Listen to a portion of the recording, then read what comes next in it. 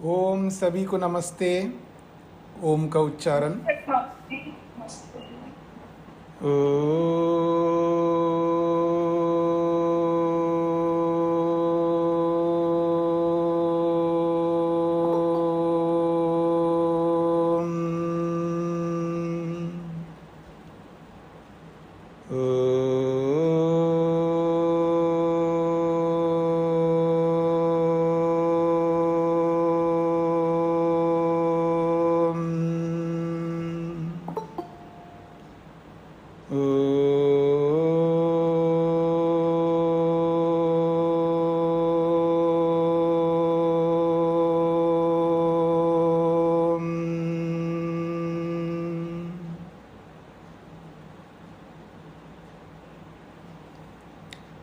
न्याय दर्शन के प्रथम अध्याय के प्रथम आहनिक के प्रथम सूत्र को लेकर के विचार चल रहा है।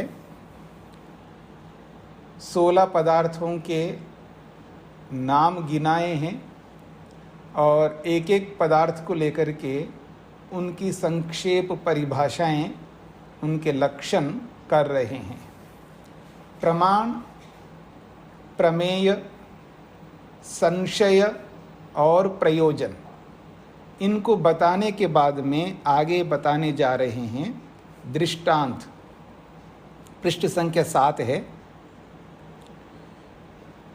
तो इस दृष्टांत को समझने से पहले कल के पाठ में किसी को कुछ पूछना हो तो आप पूछ सकते हैं। कल सुभाष जी भी हाथ खड़ा कर रहे थे, श्वेता जी भी, तो आप पूछिएगा। हाँ, शेखर जी का क्या प्रश्न है? जी प्रणाम स्वामी जी। जी, ये स्पष्टीकरण करना, यो जाप्यति, यो जानति, येन जाप्यते, यच्च जाप्यते। जी जी जी जी। तो 4 बातें कही गई है। वितंडा का अर्थ है जो अपने पक्ष को न रखता हुआ, वितंडा का सीधा अर्थ है दूसरे को खंडित करते ही जाना, अपना पत्ता नहीं खोलना। मोटी भाषा में कहे, अपने बारे में कुछ नहीं कहना। मैं कौन हूँ, मैं जान समझने वाला प्रमाता हूँ, मैं जो पूछ रहा हूँ जिस विषय को, प्रमेय के बारे में, जो आपका सिद्धांत, जो भी प्रमेय है आपका, उसके बारे में मेरे को पूछना आपका क्या सिद्धांत है, ये कुछ नहीं कहना है। और मैं जिन वचनों के माध्यम से, जिन प्रमाणों से आपका खंडन कर रहा हूँ, उस प्रमाण के बारे में कुछ नहीं कहना है। और जो ज्ञान हो रहा है, उस ज्ञान प्रमिति के बारे में कुछ नहीं कहना। ना प्रमाता को बताना, ना प्रमाण को बताना, ना प्रमिति को बताना, ना प्रमेय को बताना। कुछ भी वो निर्णय नहीं कर सकता अपने विषय में। बस केवल उसका मकसद है सामने वाले को खंडन करना। उन्हीं बातों को यहाँ पर कहा, यदि वो ये स्वीकार करता है। पीछे का पाठ आप देखेंगे 6ठे पृष्ठ पे, वो कहते हैं यो ज्ञापयति, जो बताने वाला है। ज्ञापयति का मतलब है बताने वाला है, जिसके माध्यम से बताया जा रहा है, अर्थात जिस प्रमाता के माध्यम से जो बताया जा रहा है, तो वो कौन है? वो प्रमाता है। यो ज्ञापयति, जो बताने वाला है। फिर कहा यो जानाति, जो जानता है। जानता का मतलब है, अब फोकस करिए, ज्ञान, जो जानता है, अर्थात प्रमिति। फिर कहा ये न जाप्यते, ये न माध्यमेन जाप्यते, जिसके थ्रू, जिसके माध्यम से बता रहा है, वो माध्यम पर फोकस करिए, जिसके माध्यम से, वो प्रमाण है। फिर कहा यत जाप्यते, यत मतलब जिसको बताता है, जिसको पर फोकस करिए, वो प्रमेय।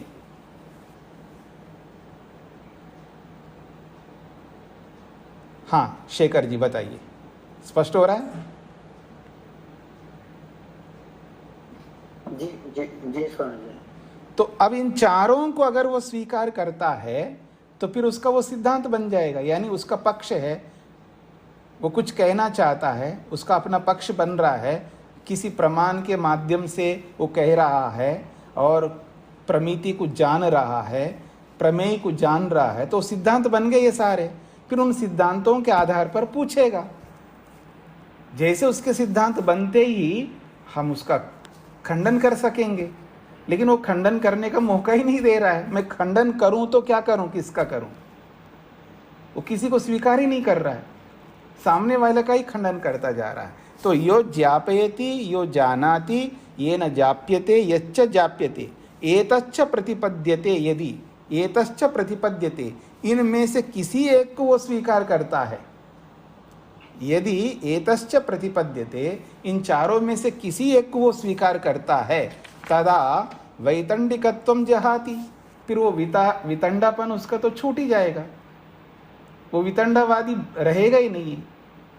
किसी भी सिद्धांत को वो स्वीकार कर ले, प्रमाता को स्वीकार, मैं खंडन करने वाला हूँ इतना ही स्वीकार करे, तो आप खंडन कैसे कर सकते हो, ये मैं आप पर प्रश्न उठाऊंगा। लेकिन आप ये स्वीकार ही नहीं कर रहे हो कि मैं कौन हूँ, मैं बताने वाला, क्योंकि भाई मैं अपने अस्तित्व को तो बताऊंगा नहीं, मैं प्रमाता हूँ, मैं पूछ सकता हूँ आपसे। तो ये स्वीकार करते ही मैं उस प्रमाता पर प्रश्न करूंगा। और जो आप जान रहे हो, जो जान करके आप पूछ रहे हो, जो भी मैं बोलता जा रहा हूँ उसका खंडन करता जा रहा हूँ मैं। आप जो बोलते जा रहे हो मैं उसका खंडन करता जा रहा हूँ। तो मतलब आप जो बोल रहे हो उसको जान रहा हूँ ना, यानी प्रमिति को सामने रख करके तो खंडन कर रहा हूँ। तो प्रमिति को स्वीकार करते ही उसको समझ, भाई जो प्रमिति मैंने आपके सामने रखा उसका खंडन किस आधार पर कर रहे हो? मेरा जो प्रमिति तो ये है, यानी मेरा ज्ञान तो ये है। तो वो जब उस प्रमिति को स्वीकार करेगा तो मैं उस पर प्रश्न करके उसका खंडन कर सकता हूं। और जिसके माध्यम से, जिन वचनों से वो खंडन करता जा रहा है, उन वचनों को अगर वो स्वीकार करे तो भी मैं उन वचनों पर उसका प्रहार कर सकता हूं। उस पर वो वचनों को, उन प्रमाणों को भी वो स्वीकार नहीं कर रहा है।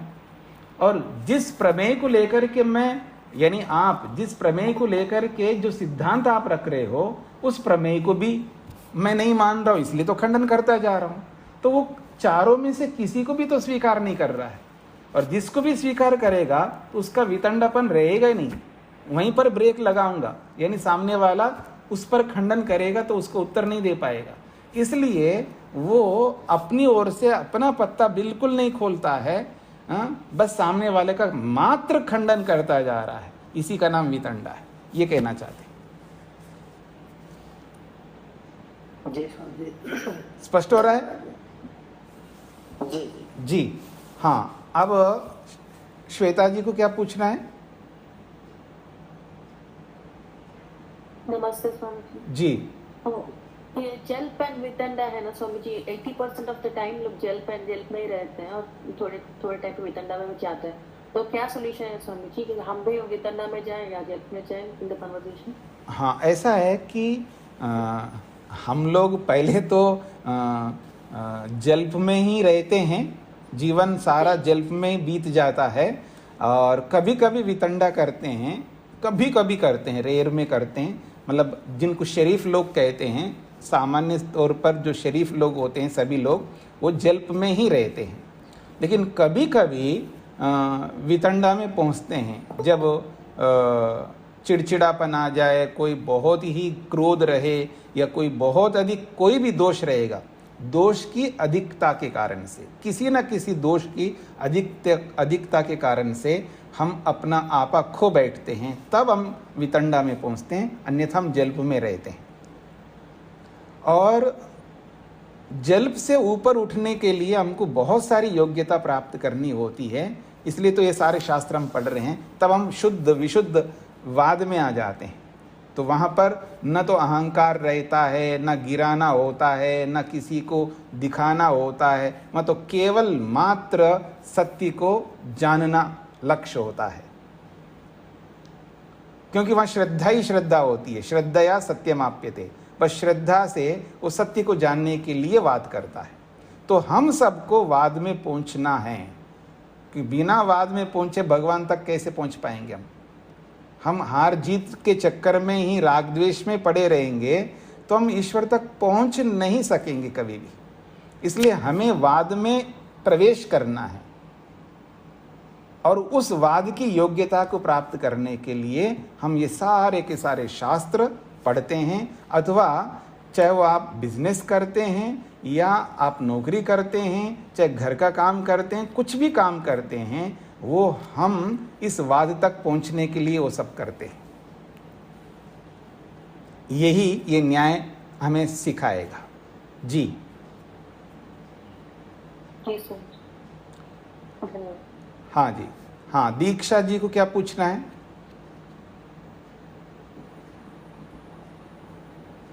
नमस्ते स्वामी जी। जी, ये प्रकृति जो है, इसको क्या हम इस प्रकार जान सकते हैं? ज्ञान का प्रयोग?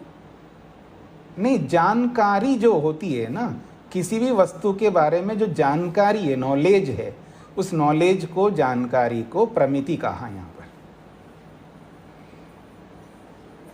जानकारी को प्रमिति कहा है। जो जैसे ज्ञान को ही प्रमिति। हाँ जी, हाँ जी, ज्ञान को ही, बुद्धि को। प्रमेय? प्रमेय तो वस्तु होती है जिसको हमें जानना होता है।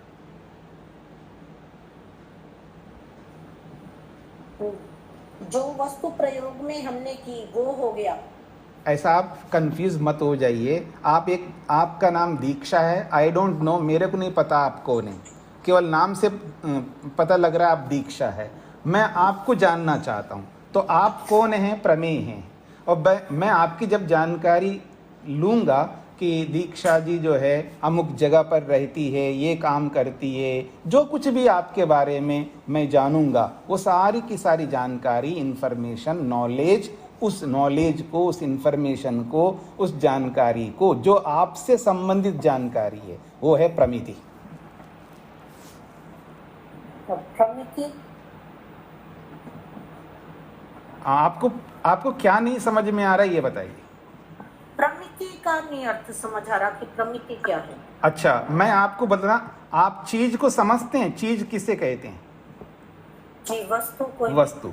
तो वस्तु को मैंने चीज बोला है, तो अब आप कह रहे हैं मैं चीज समझ में नहीं आ रही है, तो समझ में तो आ रही है ना आपको। चीज को ही तो वस्तु बोल रहे हो आप भाई। वस्तु का दूसरा नाम है चीज, ऐसे ही जानकारी का दूसरा नाम है प्रमिति। ठीक है, धन्यवाद। अब पकड़ में आ गया? जी जी। और किनको पूछना है? शकुंतला जी को पूछना है। हाँ जी, माइक खोलिएगा ना, माइक ओपन करो। हाँ जी। स्वामी जी प्रणाम। जी। मेरे मन में अभी तक प्रमेय नहीं बैठ पाया कि प्रमेय किसको कहते हैं।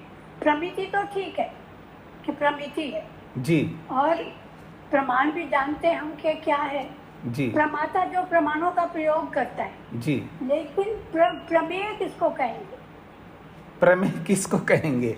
अच्छा, आप लोग जो है ये प्रमाता, प्रमेय, प्रमाण और प्रमिति इसी में ही बैठे हैं, तो अच्छी बात है। चलिएगा, तो अभी दीक्षा जी को मैं समझा रहा था कि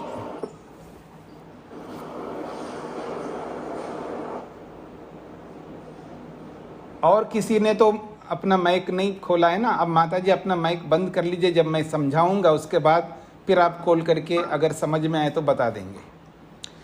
ऐसा है कि कोई चीज, माइक बंद करिएगा, डिस्टर्बेंस बहुत ज़्यादा आ रहा है आपके माइक से। अभी आपने माइक बंद नहीं किया? बंद किया हुआ है स्वामी जी। नहीं किया होता तो हमें पता लगता है। नहीं किया। हाँ, अब किया है। अब कोई भी चीज है, कोई भी वस्तु है, कोई भी पदार्थ है जिसके बारे में हमको जानकारी नहीं है। कोई भी ऐसी बहुत सारी वस्तुएं होती हैं जिनके बारे में हमको जानकारी नहीं होती है। ऐसा कोई जरूरी नहीं है कि हम हर चीज को हम जानते हैं। तो जिस चीज, जिस वस्तु, जिस पदार्थ के बारे में हमको जानकारी नहीं है, तो वो जो वस्तु है वो कैसी वस्तु होती है? जानने योग्य वस्तु होती है। मतलब जिसको हमें जाना नहीं है, जानना है, तो जानने योग्य जो चीज है, वस्तु है, पदार्थ है, उसको प्रमेय कहते हैं। जैसे किसी को भगवान के बारे में पता नहीं है, वो जानता ही नहीं भगवान भी कोई चीज होता है या होती है, या भगवान भी कोई वस्तु होती है, या भगवान भी कोई पदार्थ है, वस्तु है, कोई तत्व है। उसने कभी सुना ही नहीं भगवान के बारे में। अच्छा, कोई भगवान भी हो, क्योंकि उसको नेचर के बारे में पता है। उस ऐसे माहौल में जिया है, ऐसे लोगों के बीच में वो पला पड़ा बड़ा हुआ है, वो नेचर को जानता है, प्रकृति को जानता है। और भगवान के बारे में वो नहीं जानता है। नेचर जो भी जितना भी क्रिएशन चल रहा है, पैदा होना, समाप्त होना, जीना, जो कुछ भी है, ये सब नेचर कर रहा है। इसी चीज में वो जी रहा है, उसको भगवान के बारे में पता नहीं है। हमने कहा कि भाई आप भगवान को जानो। अब उसके लिए भगवान भी कोई चीज होती है क्या, तो उसको जानना है, तो वो जानने योग्य बन गया भगवान। तो जो भगवान जानने योग्य बन गया वो प्रमेय कहलाता है। प्रमेय का मतलब है जानने योग्य वस्तु, पदार्थ, चीज, जिसके बारे में हमको कोई जानकारी नहीं है। वो जो वस्तु है, पदार्थ है, कभी कभी वस्तु पदार्थ भी जानने योग्य होता है, कभी कभी जानकारी भी जानने योग्य होती है। जानकारी भी जानने योग्य, क्योंकि जानकारी, ज्ञान तो गुण है ना, तो गुण भी जानने योग्य होता है। गुण भी जानने योग्य होता है। जैसे मान लीजिएगा किसी ने बोला है ऐसा ऐसा करने से ये होता है, तो उसकी जो जानकारी, ऐसा ऐसा करना होता है, मतलब करेला जो है उसको छीलना होता है, फिर उसको काटना होता है, उसका कुछ लोग बीज निकाल देते हैं, फिर उसमें मसाला भरते हैं, फिर उसमें कुछ लोग धागा बांधते हैं। ऐसी जो भी जानकारी है, अब वो जानकारी भी जानने योग्य होती। कई बार क्या ऐसा ही करना है क्या, कोई ज़रूरी है क्या, करेले को ऐसा ही बनना है क्या, तो वो जो जानकारी है भाई ऐसा ऐसा करेले को बनाने से वो खाने में बड़ा स्वाद आता है, जो भी चीज़, तो वो जो जानकारी है, उस जानकारी को सही जानकारी कहूँ या गलत जानकारी कहूँ, तो जब वो जानकारी में मेरे को संशय हो जाएगा, मतलब करेला बनाने के विधि के विषय में जो जानकारी है, वो जानकारी ही मेरे लिए जानने योग्य विषय बनेगा, क्योंकि वो मेरे को गलत, इस आदमी ने जो भी जानकारी बताई है मेरे को करेला बनाने के लिए, वो जानकारी मेरे को गलत लग रही है। तो वो जानकारी सही है गलत है, तो उस जानकारी को मेरे को समझना है, अर्थात उसकी परीक्षा करूंगा, तब वो जानकारी भी मेरे लिए प्रमेय बन जाएगा, क्योंकि वो गुण है। तो ऐसे ही जितने भी गुण हो सकते हैं, वो सारे के सारे गुण प्रमेय बन जाएंगे जब उनको जानना पड़े, जानने योग्य बने। तो सारे गुण प्रमेय बन सकते हैं, और सारे द्रव्य पदार्थ प्रमेय बन सकते हैं। और कोई क्रिया होती है, अलग अलग क्रिया होती है, मतलब कर्म जो हम करते हैं, क्रियाएं करते हैं, तो क्रिया को भी जानना होता है, ऐसी क्रिया करूं या ना करूं, ऐसा बोलूं या ना बोलूं। तो जितनी भी क्रियाएं होती हैं उनको भी जानना पड़ता है, तो वो भी प्रमेय बन जाते हैं। तो प्रमेय का मतलब है जानने योग्य, चाहे वो द्रव्य हो, चाहे गुण हो, चाहे वो कर्म हो। अब बोलेंगे माता जी।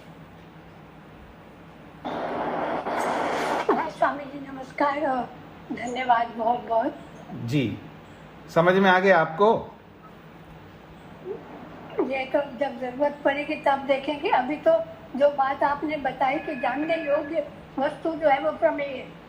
अब जरूरत पड़ोगे तब फिर दोबारा प्रमेय कहलाएगी। हाँ, अभी समझ में रखने की कोशिश कर, मतलब ये बताइए ना कि समझ में आ गया है। अब इस समझ को भूल जाएंगी तो फिर आपको दोबारा समझना पड़ेगा, वो अलग बात है। दूसरी बात है, भूल जाऊं तो दूसरी बात है। मतलब अभी असलियत क्या है, वास्तविकता क्या है, उसको जैसे मान लिया स्वामी जी, मैं किसी को कहती हूँ कि इस व्यक्ति ने मेरी किताब चुरा ली है, तो उसमें अगला कहेगा ना कि मैंने तो चुराई नहीं, मुझे प्रमाण देने होंगे। प्रमाण दूंगी कि देखो मेरा नाम लिखा है, फलानी फलानी जगह से फटी हुई मेरी किताब है, उससे मैंने चेटी आई हुई है। तो ये सारी चीजें, इसमें क्या चीज जो है वो प्रमेय, प्रमिति का तो पता, प्रमेय और प्रमाता तो जब प्रमाणों का प्रयोग करता है, प्रमेय क्या वस्तु होगी इसमें। अब सारा रामायण सुनकर के आप ये पूछो मेरे से कि राम को या रावण राम के या क्या बोले रावण राम सीता के लिए क्या लगता है, रावण जो है सीता के लिए क्या लगता है, अगर ऐसा आप पूछेंगे तो माता जी गड़बड़ हो जाएगा। तो आपको क्या करना चाहिए, आपको एक ट्यूटर रख लेना चाहिए। ट्यूटर का मतलब ये है, जितने आप लोग पढ़ते हैं ना, आप में से जितने भी लोग हैं उनमें से एक दूसरे को आप समझ लो कि भाई ये आदमी जो है, मतलब कोई माँ बहन या कोई पुरुष आप में से, कि ये मेरे को समझा सकते हैं या समझा सकती हैं, जो हमने पढ़ा है उन सब बातों को ये और मेरे को क्लियर कर सकती है। तो उसको ट्यूटर के रूप में, मतलब सहयोगी के रूप में, सह अध्यापक के रूप में रख लो आप, तब आपको समझ में आएगा। पकड़ में आ रहा है माता जी जो मैं कहना चाह रहा हूँ? जब हमें ऑनलाइन पढ़ते हैं तो वो भी नहीं मिलते ना, किसको पकड़े समझाने के लिए? इतने सारे लोग हैं, 80 लोग यहाँ पर ऑनलाइन में पढ़ रहे हैं, तो इनमें से किसी को भी पकड़ो। ये आपका मेहनत पुरुषार्थ है, ये भी मैं बताऊंगा तो कैसे चलेगा। आप संपर्क करो। ठीक है, आपकी बात बिल्कुल, तो मैं ही प्रयत्न करूंगी। हाँ, तो किसी को किसी को पकड़ करके। जी जी, हाँ जी, आगे विक्रांत जी। हाँ जी, मैं अनुक्षा करते हुए परमात्मा को जानना चाह रहा हूँ। तो मैं परमात्मा हो गया और परमात्मा मेरे लिए प्रमेय हो गया, और आगम शब्द प्रमाण शास्त्र में पढ़ रहा हूँ, फिर अनुमान लगाते हुए ईश्वर को जानने का प्रयत्न कर रहा हूँ। तो ये आगम और अनुमान ये प्रमिति कहलाएगा, जिससे मुझे जानकारी मिल रही है, तो ये प्रमाण है, ये प्रमाण प्रमिति बन जाएगा। तो आगम प्रमाण आप मेरे से क्यों विश्लेषण करेंगे? आप मेरे से क्यों पूछ रहे हैं जी? जो परिभाषाएं है ना, उन परिभाषाओं को देखो। आप हर बात को मैं बताने लग जाऊंगा तो हर जगह मैं नहीं मिलूंगा ना आपको। पहले मेरी बातों को सुन लीजिएगा। मैं ये नहीं कहना चाह रहा हूँ, मैं आपको हतोत्साहित नहीं करना चाह रहा हूँ, लेकिन आपको दिशा भी तो देना मेरा कर्तव्य है। यदि हर बात मेरे से पूछने लगेंगे आप सब लोग, तो फिर आप मेहनत कैसे करेंगे? आप कैसे जान पाएंगे किसको प्रमाता कहते हैं, किसको प्रमेय कहते हैं, किसको प्रमाण कहते हैं? मैंने तो बहुत बार बता चुका हूँ और भी बताऊंगा, मेरे कोई आपत्ति नहीं है। आप एक बार कहो, लाख बार कहो तो भी बताऊंगा, लेकिन मेरे ही बताते रहने से ही आपको समझ में आ रहा है, यानी मेरे भरोसे पे आप रहेंगे तो आप कब खुद चलोगे अपने पांव पर? तो उसके लिए आपको क्या करना है, ये जो परिभाषाएं बताई गई उन परिभाषाओं को निकालिएगा, उनको बार बार सुनिएगा, उस परिभाषा के आधार पर फिर देखिएगा खुद मेहनत करके। फिर भी आपको पकड़ में नहीं आता है तब आप पूछ सकते हैं ना, पहले आप खुद मेहनत करिएगा ना। संशय हो रहा था स्वामी जी, आगम प्रमाण जो प्रमिति माना जाएगा कि प्रमाण माना जाएगा? आगम जो मुझे जानकारी शास्त्र पढ़ने से मिल रही है वो माध्यम है। नहीं, आपने परिभाषाओं को नहीं समझाना, इसलिए आपको समस्या हो रही है। परिभाषा आप नहीं, जो भी परिभाषा को नहीं समझेगा वो उलझता रहेगा। अभी प्रॉब्लम क्या हो रहा है कि आप परिभाषाओं को नहीं पकड़ रहे। प्रमाण भी प्रमेय बन जाएगा, प्रमेय भी प्रमाण बन जाएगा, इसमें कोई दोहरा ही नहीं है। ये तो पहले ही बता चुके हैं प्रारंभ में। तो आपको संशय इसलिए हो रहा है, आप प्रमाण को प्रमाण के रूप में ही देख रहे हो, वो कभी प्रमेय भी बन जाएगा ना। इसलिए परिभाषा को देखते हुए, परिभाषा जहाँ जैसी लग रही है उसको वैसा देखना होगा। जब आप किसी प्रमाण को प्रमाण के रूप में प्रयोग करेंगे तो उसको प्रमाण के रूप में देखिएगा। जब उस प्रमाण को ही जानना है आपको, प्रमाण सही है गलत है, तब वो प्रमेय बन जाएगा।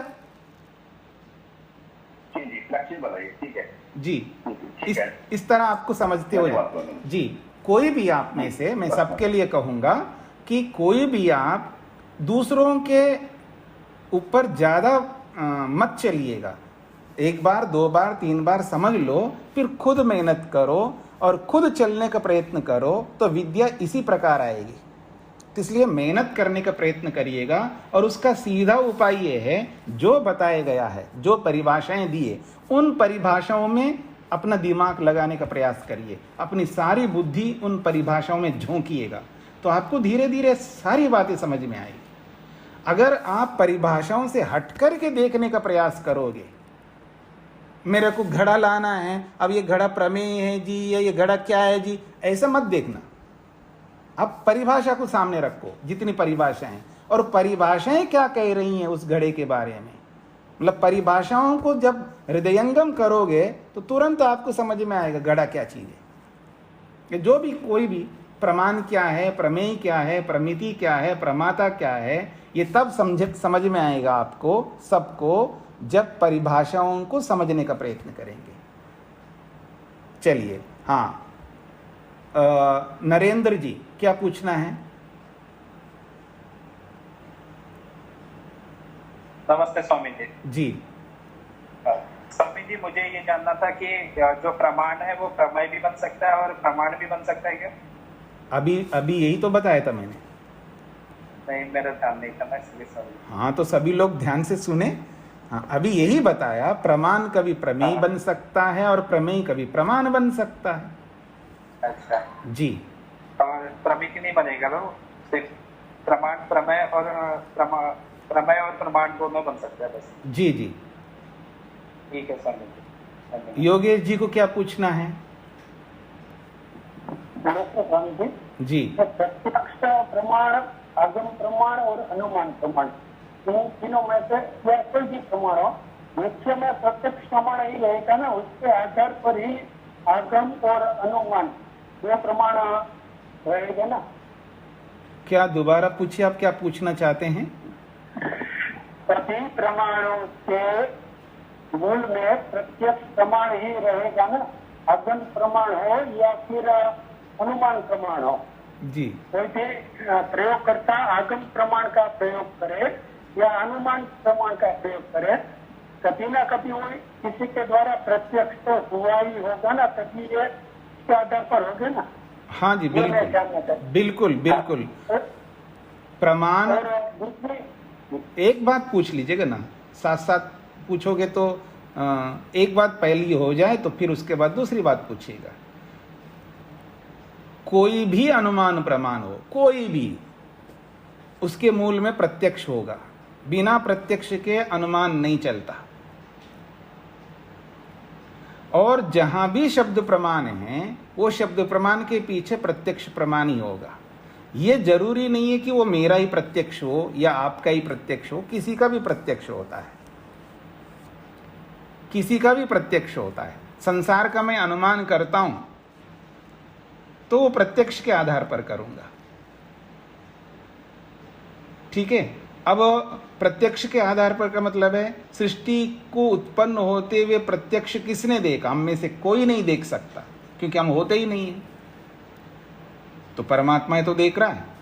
तो परमात्मा के प्रत्यक्ष के सहारे से मैं अनुमान कर सकता हूं, अथवा दूसरी किसी प्रत्यक्ष वस्तु के समान दिख रहा है तो उसके अनुसार मैं अनुमान करूंगा। ये सारी बातें आप आगे पढ़ेंगे, आपको समझ में आएगा। जब प्रमाणों की परीक्षा जब आप पढ़ेंगे, इसमें यही तो है, न्याय में परीक्षाएं होंगी। अभी तो केवल उनका नाम बोला है और नामों की 16 पदार्थों का नाम गिनाया, उनकी संक्षेप से परिभाषाएं की है, लेकिन एक एक पदार्थ की परिभाषा भी विस्तृत करेंगे और उस परिभाषा को विस्तार से उसकी परीक्षा करेंगे।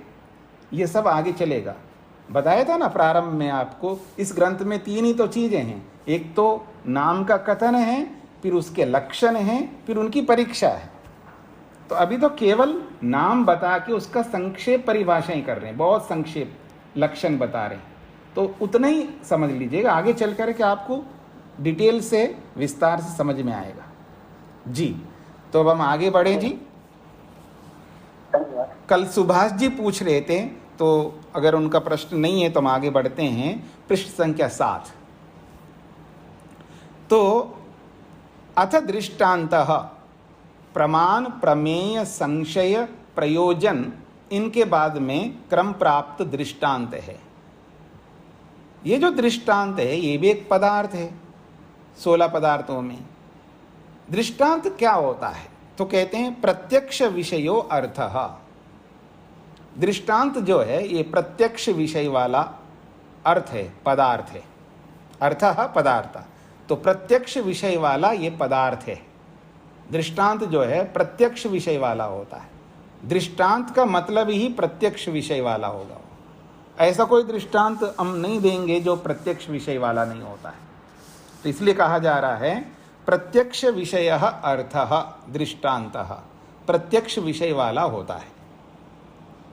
और इस दृष्टांत की एक खूबियत है, मतलब इसकी एक विशेषता है, इसकी एक बहुत बड़ी क्वालिटी है कि दृष्टांत वो होता है जो सबके लिए समझ में आने वाला होता है। इसलिए कहते हैं यत्र लौकिक परीक्षकाणाम दर्शनम न व्याहन्यते। दृष्टांत को समझाया जा रहा है कि यत्र, जिस दृष्टांत में या जिस दृष्टांत के विषय में लौकिक परीक्षकाणाम, देखिए दो शब्द ये पीछे भी आए, लौकिक परीक्षक। तो लौकिक का मतलब होता है जो सामान्य ज्ञान रखने वाला है। लौकिक व्यक्ति का मतलब है सामान्य ज्ञान रखने वाला, साधारण ज्ञान रखने, जनरल नॉलेज, बस सामान्य जानकारी रखता है। माता किसको कहते हैं, पिता किसको कहते हैं, दुनिया क्या होती है, या जो भी सामान्य जानकारी सबको रहती है।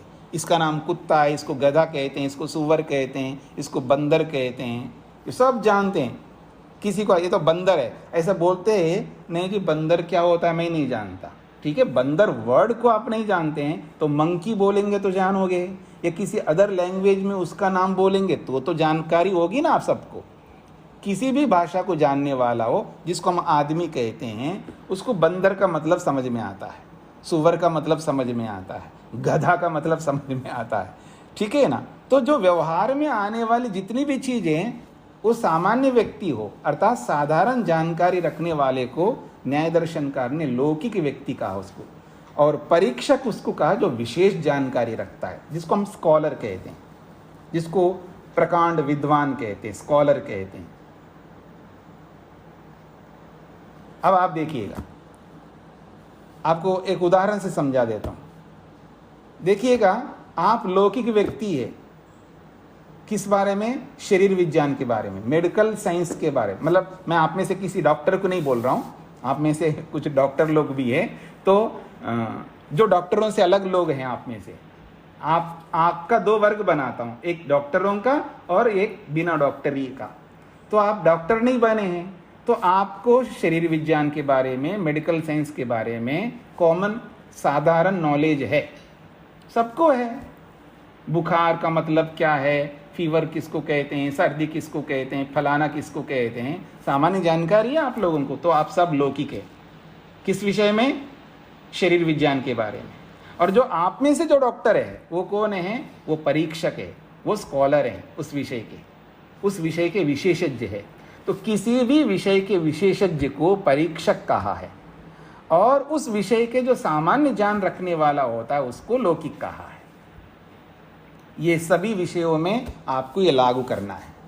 तो अब जब हम दृष्टांत देंगे, मान लीजिए शरीर विज्ञान के बारे में चर्चा हो रही है, चर्चा का विषय शरीर विज्ञान है, मेडिकल साइंस को लेकर के चर्चा हो रही है। अब ये चर्चा हम दोनों प्रकार के लोग बैठ कर के कर रहे हैं, डॉक्टर्स भी बोल रहे हैं और साधारण लोग भी बोल रहे हैं, एक लौकिक है उसमें और एक परीक्षक है। और जब दोनों के बीच में चर्चा हो रही है, मैं कुछ कह रहा हूँ, आप कुछ कह रहे हैं, दोनों के बीच में कुछ बातें चल रही होती है, तो बातचीत जिसको आप कहते हैं, उस बातचीत में हम लोग दृष्टांत देते हैं, अर्थात उदाहरण देते हैं। दृष्टांत का मतलब है उदाहरण। अब जब वो उदाहरण हम रखेंगे वो कैसा होना चाहिए? तो कहते हैं लौकिक और परीक्षक इन दोनों के लिए समानम दर्शनम, समान ज्ञान होना चाहिए। दर्शनम का मतलब है ज्ञानम, दोनों के लिए समान होना चाहिए वो ज्ञान, यानी दोनों समान रूप से जानते हो, दोनों अनभिज्ञ नहीं है। मतलब नहीं आपने जो दृष्टांत दिया मेरे को नहीं पता है आपने क्या बोला है, ऐसा दृष्टांत नहीं देने का है। ऐसा दृष्टांत देना है जो दोनों जानते हो उनको, मतलब परीक्षक व्यक्ति भी जानता हो और आप जो परीक्षक नहीं है, आप लौकिक हैं, आप भी जानते हो। तो कह रहे हैं यत्र, जिस दृष्टांत के विषय में लौकिक परीक्षकाणाम, चाहे वो लौकिक हो या परीक्षक हो। अब मेरे को बार बार लौकिक का मतलब क्या होता है, परीक्षक का मतलब क्या होता है, अब बताने की जरूरत नहीं है, आपके सामने प्रस्तुत किया है। तो जिस दृष्टांत के विषय में लौकिक और परीक्षक इन दोनों का दर्शनम अर्थात ज्ञान, किसके बारे में ज्ञान, दृष्टांत के बारे में ज्ञान, न व्याहन्यते, वो विपरीत नहीं होता है, समान ज्ञान होता है दोनों का। मतलब ये तो गधा है, तो गधा के बारे में जो ज्ञान आप कर रहे हो वही ज्ञान मेरे को हो रहा है। मतलब किस सेंस में इसको गधा बोला है। आप परीक्षक हो तो भी आप उसी सेंस में वो अर्थ ले रहे हो, और मैं सामान्य लौकिक व्यक्ति हूं, मैं भी उसी सेंस में ले रहा हूं, ये तो गधा है। ऐसा जो दृष्टांत दिया है उसने, देखो गधा जैसा गधा, जब दृष्टांत दिया जैसे गधा, ये जैसे बंदर, ये जैसे ऊंट, जो भी हम बताएंगे तो उसके बारे में जो जानकारी होगी वो जानकारी दोनों को बराबर होगी। अर्थात आप भी वही समझ रहे हैं, मैं भी वही समझ रहा हूँ, इसको बराबर कह रहा हूँ। मैं ये नहीं कहना चाह रहा हूँ ये प्राणी विशेषज्ञ है, ये प्राणियों का डॉक्टर है, इसको विशेष ज्ञान है, मैं तो साधारण हूँ, मेरे को सामान्य, ऐसे विकल्पों में बुद्धि मत लगाइएगा। यहाँ जो बात कही जा रही उतना ही समझ लीजिएगा कि जब दृष्टांत दिया गया है तो वो दृष्टांत में जो बात कही जा रही है उस कुत्ते के बारे में, गधे के बारे में, सुअर के बारे में, दोनों को बराबर सेम नॉलेज होता है। इसको कहते हैं दृष्टांत। यानी दृष्टांत वो होना चाहिए, चाहे वो लौकिक हो चाहे वो परीक्षक हो, दोनों का ज्ञान बराबर होना चाहिए, दोनों के ज्ञान में भेद नहीं आना चाहिए। इसलिए कहा है यत्र लौकिक परीक्षकाणाम, लौकिक और परीक्षक इन दोनों का दर्शनम जो ज्ञान है न व्याहन्यते, वो विपरीत नहीं जा रहा है। यानी दोनों को उस दृष्टांत के बारे में अलग अलग ज्ञान नहीं हो रहा है, एक ही ज्ञान हो रहा है। ऐसा दृष्टांत होना होता, ऐसा दृष्टांत होता है। अथवा यूं कहिए, बातचीत में जब हम दृष्टांत देंगे सामने वाले के लिए, ऐसा दृष्टांत देना चाहिए तो दोनों समझते हैं, सामने वाला ना समझे ऐसा कभी दृष्टांत नहीं देना चाहिए। इसका ये मतलब होता है। या वहां जितने भी लोग बैठे हैं उस बातचीत को सुनने वाले होंगे, उन सबको समझ में आना चाहिए, ऐसा दृष्टांत देना चाहिए। अर्थात सर्वसाधारण होता है दृष्टांत, यानी सब समझ सके ऐसा दृष्टांत देना होना। ऐसा बहुत बिल्कुल कठिन दृष्टांत ले आओ आप, और कोई समझ रहा है कोई नहीं समझ रहा है, फिर वो दृष्टांत नहीं होगा। दृष्टांत वही होना चाहिए सर्वसाधारण, सब लोगों को, लौकिक और परीक्षक दोनों को समझ में आसानी से आ जाए, ऐसा ही दृष्टांत देना होता है बातचीत के संदर्भ में, ये कहना चाहते हैं। तो यत्र लौकिक परीक्षकानाम दर्शनम अर्थात ज्ञानम न व्याहन्यते, विपरीतता को यानी विरोध को प्राप्त नहीं हो रहा है, यानी एक दूसरे का ज्ञान क्रॉस नहीं हो रहा है, दोनों को बराबर ज्ञान हो रहा है, ऐसा दृष्टांत देना चाहिए। तो कहते सच प्रमेयम, फिर वो दृष्टांत क्या होता है जी, वो प्रमेयम, वो जानने योग्य होता है। क्योंकि जब दृष्टांत देते हैं तो हम सब उस दृष्टांत को समझना चाहते हैं। जब बातचीत में जब कोई दृष्टांत दिया जाता है तो उस दृष्टांत को हम सब समझने लगते हैं। अच्छा, ये जो आपने दृष्टांत दिया है, ये जो उदाहरण दिया है, उसी के समान ये भी है जो आप बातचीत में बताना चाह रहे हैं। तो वो प्रमेय होता है, जानने योग्य होता है। जैसे वो है वैसे ये है। ये तो कोयल है, जैसे कोयल होता है वैसे ही ये गा रही है। तो अब जब आपने कोयल का दृष्टांत दिया है तो वो कोयल जो दृष्टांत है वो जानने योग्य है, अर्थात बहुत अच्छा गाता है कोयल, जान रहे हैं ना हम, जानने योग्य बन रहा है। तो वास्तव में वो दृष्टांत प्रमेय है, जानने योग्य, तो वो समझ में आ गया आपको कोयल, तो ये गाने वाली महिला हो या गाने वाला पुरुष हो, ये भी समझ में आ जाएगा। तो इसलिए कहते हैं सच प्रमेयम, वो दृष्टांत जो है प्रमेय होता है। अच्छा, ये जब प्रमेय होता है तो जब प्रमाण प्रमेय पढ़ाई आपने तो प्रमेय के अंतर्गत ही दृष्टांत आ रहा है, तो फिर इसको अलग क्यों पढ़ा है आपने? तो कहते तस्य पृथक वचनम, इनको अलग इसलिए हमने पढ़ा है तद आश्रयौ अनुमानागमौ। अभी योगेश जी पूछ रहे थे ना, वही बात वापस आ गया है। वो कह रहे हैं इसको इसलिए पढ़ा है पृथक वचनम, इस दृष्टांत को, यद्यपि ये प्रमेय है, जानने योग्य है, जानने योग्य प्रमेय होते हुए भी इसको अलग इसलिए पढ़ा है क्योंकि तद आश्रय, उसी दृष्टांत के आश्रित रहते हैं कौन? अनुमान और आगम। प्रत्यक्ष के, यानी दृष्टांत तो प्रत्यक्ष होता है ना, क्योंकि जो भी हम दृष्टांत देते हैं वो सबके लिए प्रत्यक्ष होता है, तभी तो दृष्टांत के रूप में देखा हमने। तो इसलिए कहते हैं तद आश्रय, उसी के आश्रित होता है वो। कौन? अनुमान, कौन? और आगम। तो उस दृष्टांत के आश्रित अनुमान आगम होते हैं। इसका मतलब है दृष्टांत कोई साधारण चीज नहीं है, दृष्टांत को भी हमें बहुत समझना पड़ेगा, क्योंकि दृष्टांत क्लियर हो जाएगा तो आपका सिद्धांत भी क्लियर होता जाएगा। जो आप प्रतिपादन करना चाहते हैं, जिस बात को सिद्ध करना चाहते हो, जो कॉन्सेप्ट को, जिस सिद्धांत को आप सिद्ध करने के लिए बातचीत कर रहे हो, उसके लिए जब दृष्टांत दोगे आप, वो दृष्टांत ऐसा हो जो कि बहुत महत्वपूर्ण होगा, क्योंकि उसी दृष्टांत के माध्यम से ही अपनी बात को सिद्ध करोगे। इसलिए वो दृष्टांत को आपको समझना पड़ेगा कि दृष्टांत क्या होता है, दृष्टांत के नियम क्या होते हैं, दृष्टांत क्या मतलब कौन सा दृष्टांत बनता है, कौन दृष्टांत नहीं बनता है, ये सब जानना पड़ेगा हमको। तभी तो हम सही ढंग से दृष्टांत दे पाएंगे।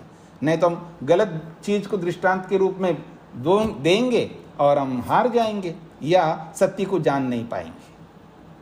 इसलिए वो दृष्टांत भी जानने योग्य है, दृष्टांत को भी समझना होता है कि दृष्टांत क्या होता है, उसकी परिभाषा है, उसके लक्षण हैं, वो किस किस प्रकार का दृष्टांत होता है, किसे दृष्टांत कहते हैं, किसे दृष्टांत नहीं कहते हैं, वो भी जानने योग्य है। इसलिए प्रमेय होते हुए भी वो दृष्टांत बहुत महत्वपूर्ण है, जानने योग्य हैं और अलग से जानने योग्य है। हाँ, अलग से, पर्टिकुलर, उसको अलग से हमको जानना है। इसलिए प्रमेय तो ठीक है, कुछ प्रमेय बता दिए हैं, ये प्रमेय होते हैं, लेकिन प्रमेय तो बहुत हैं, असंख्य है। लेकिन उन असंख्य प्रमेय नहीं बताएंगे ना, प्रमेयों को थोड़ा सा गिना है, 12 प्रमेय बताए। लेकिन उसके अतिरिक्त ये जो है, यद्यपि ये प्रमेय के अंतर्गत आते हैं, लेकिन इसको अलग इसलिए पढ़ा है क्योंकि ये विशेष रूप से जानने योग्य है। इसलिए कह रहे हैं तस्य पृथक वचनम च, इसलिए इसको अलग से हमने दृष्टांत के रूप में पढ़ा है क्योंकि इस दृष्टांत के आश्रित अनुमान आगम होते हैं।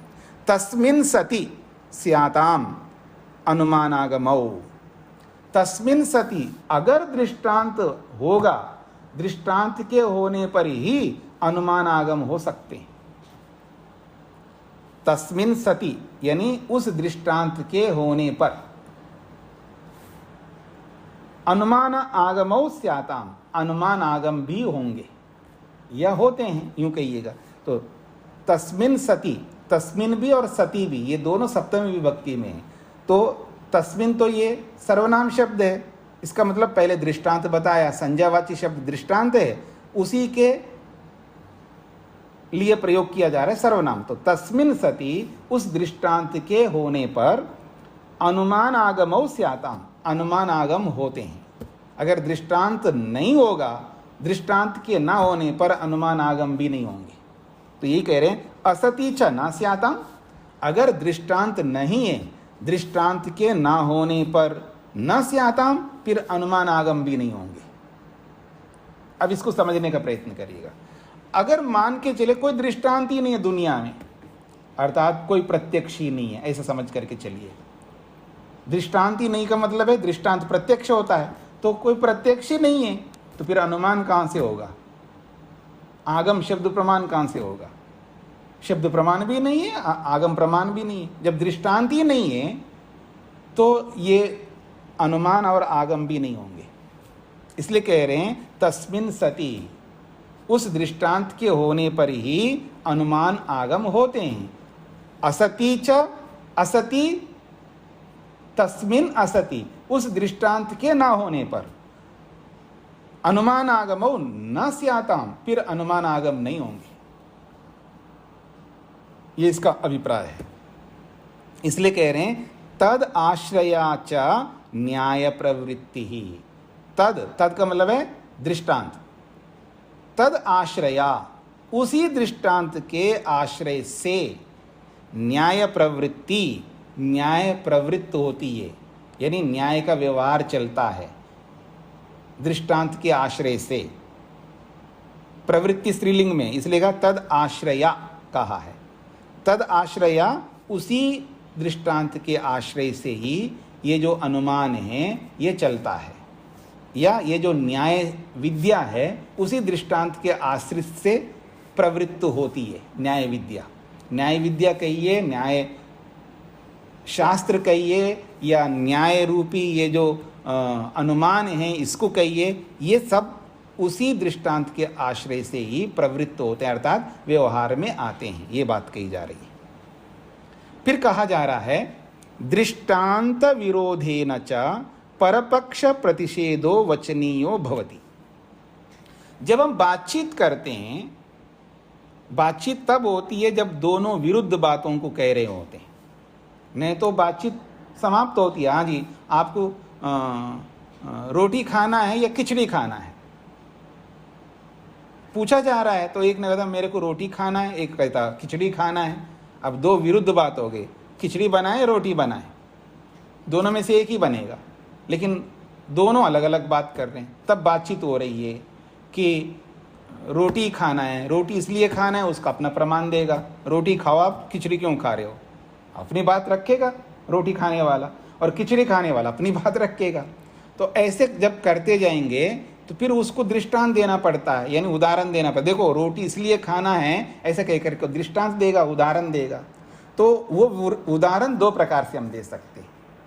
उस बात को लेकर के यहाँ कह रहे, ये रोटी खिचड़ी तो एक उदाहरण दे दिया मैंने आपको समझाने के लिए, जिसको आप समझ सकते हो। इसलिए मैंने कहा है कि मान लो भगवान को समझाना हो, पुनर्जन्म को समझाना हो, स्वर्ग को समझाना हो, मुक्ति को समझाना हो, समाधि को समझाना हो, और बहुत सारी बातें ना जिसके बारे में हम अलग अलग राय रखते हैं एक दूसरे से।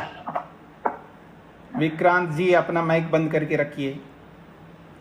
तो जब अलग अलग बातों के विषय में जब हमको बातचीत करते हैं तो वहाँ हमको दृष्टांत देना होता है, और वो दृष्टांत दो प्रकार से हम दे सकते हैं।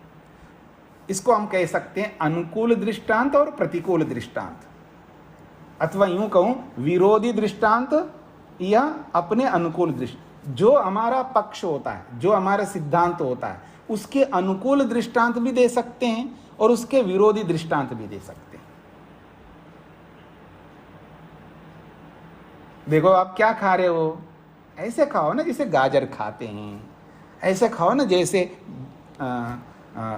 शलगम खाते हैं, ऐसे खाओ ना जैसे खीरा ककड़ी खाते हैं। उदाहरण दे रहे हो ना आप। आपको शाकाहार खा रहे हो, मतलब शाकाहारी आप, वेजिटेबल्स आप खा रहे हैं, तो आप ऐसे क्यों खा रहे हो जैसे मतलब जैसे कोई हड्डियों को खा रहा हो, हड्डियों को काट रहा हो, या कोई मांस खा रहा हो, इस तरह आप खा रहे हो। ऐसे खाओ जैसे गाजर मूली जिस तरह का खाते हम लोग। उदाहरण देना है ना हमको, तो या तो अनुकूल उदाहरण दूंगा या प्रतिकूल। नहीं, ऐसे मत खाओ, क्या हड्डियों की तरह खा रहे हो आप, हड्डी चूसते हैं ऐसे आप चूस रहे हो, ऐसे नहीं। ऐसे तो विरोधी उदाहरण भी दे सकता हूं और अनुकूल उदाहरण भी दे सकता हूं। बातें पकड़ में आ रही होगी, उसी के लिए कह रहे हैं दृष्टांत विरोधेन च परपक्ष प्रतिषेधो वचनीयो भवति।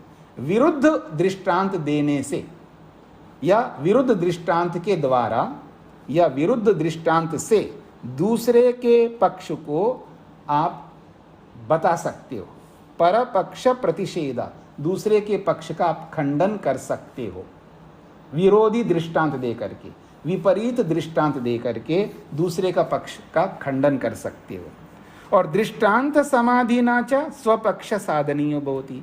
और अनुकूल समाधिना का मतलब है अनुकूल, अपने अनुसार, अपने सिद्धांत के अनुरूप। तो दृष्टांत समाधिना अनुकूल दृष्टांत के माध्यम से स्वपक्ष, अपने पक्ष को साधनीय भवति, सिद्ध करना होता है।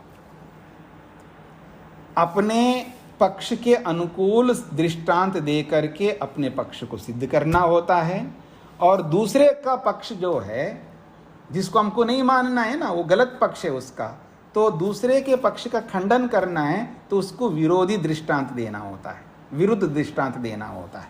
तो ये बातचीत में सारी बातें आपको समझ में आएंगी।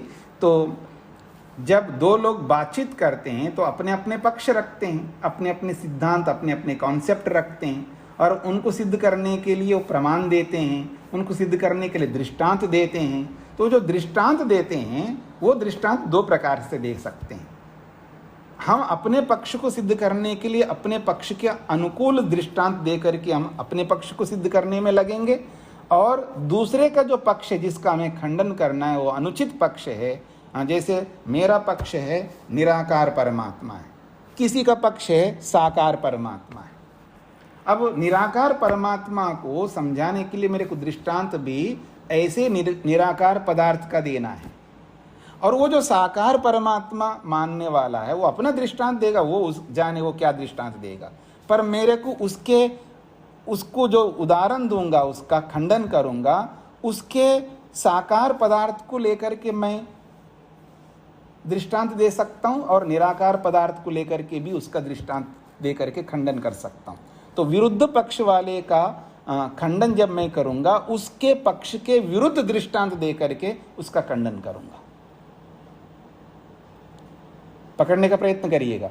एक मैं कोई भी व्यक्ति, एक व्यक्ति साकार को मानता है, एक व्यक्ति निराकार को मानता है। दोनों के अपने अपने पक्ष हैं, दोनों के अपने अपने सिद्धांत हैं, और दोनों अपने अपने प्रमाण प्रस्तुत करते हैं जो वो जानते हैं, और दोनों का अपना अपना उदाहरण देना होता है। तो एक जो निराकार वाला पक्ष को मानता है वो निराकार को सिद्ध करने के लिए निराकार वाला दृष्टांत देगा।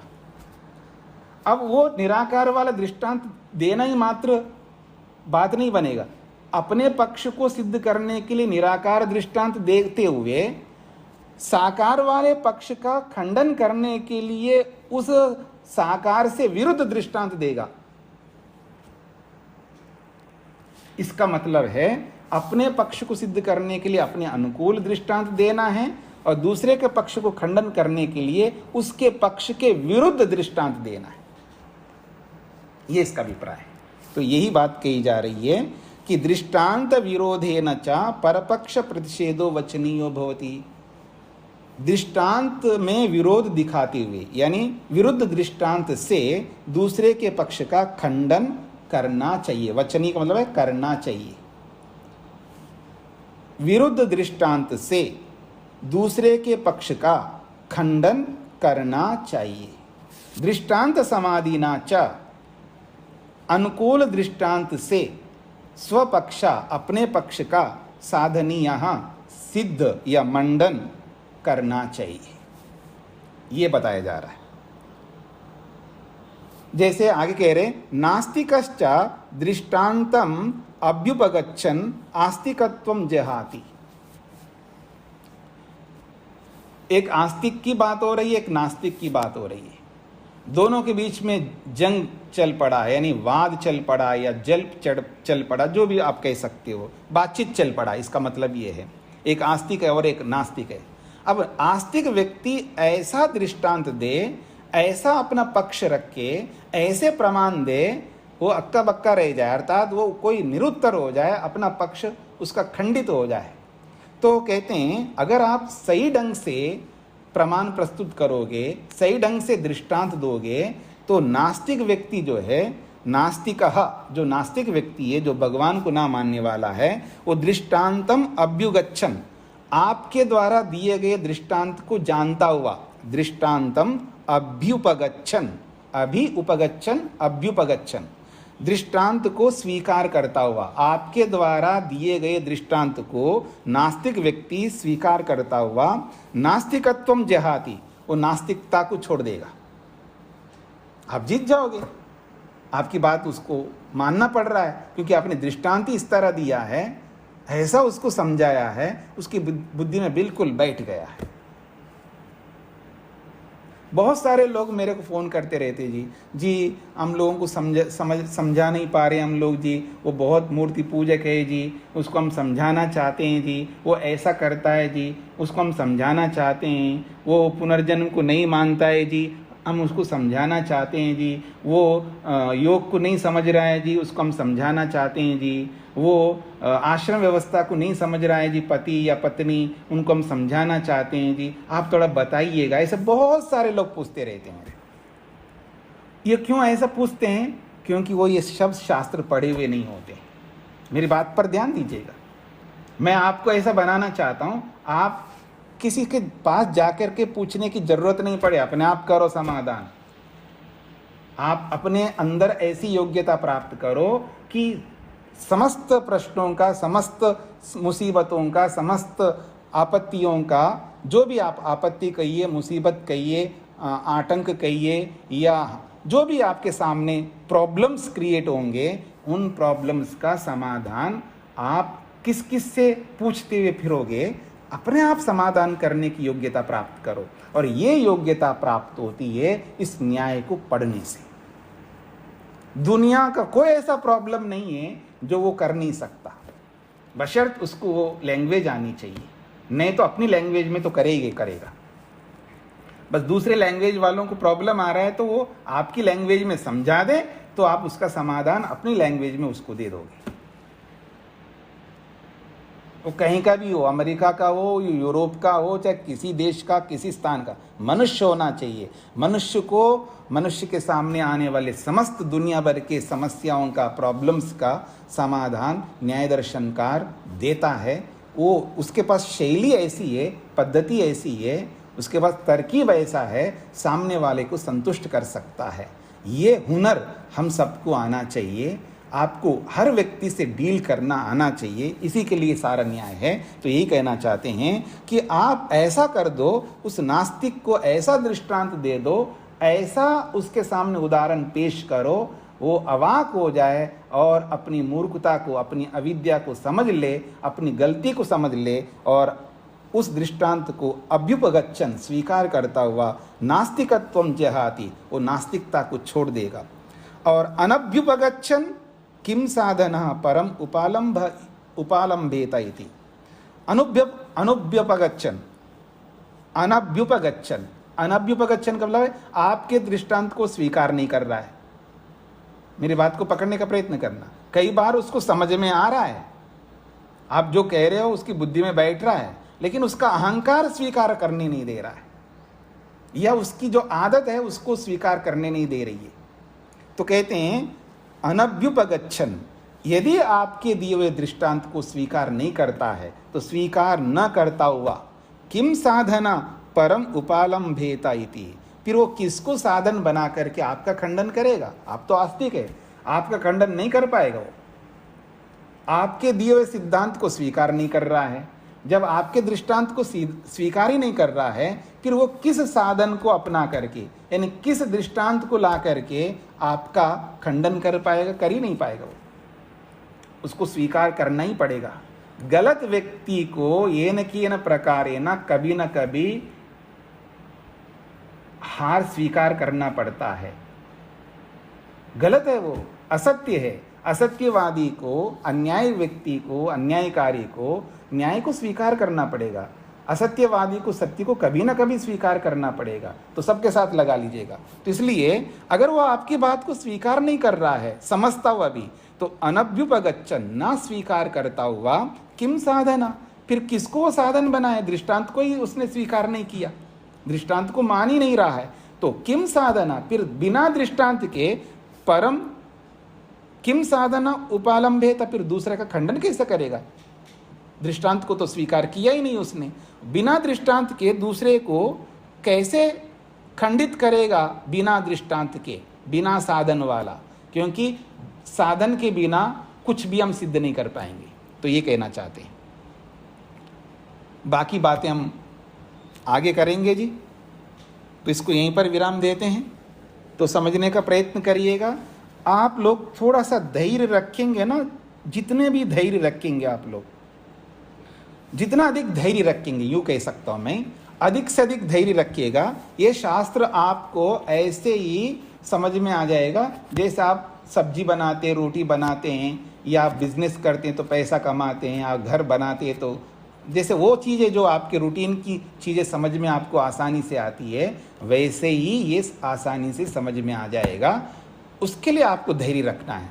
अपने धैर्य को कभी मत खोइएगा और मेहनत करते जाइएगा, जरूर समझ में आएगा। ओम शांति शांति शांति ही।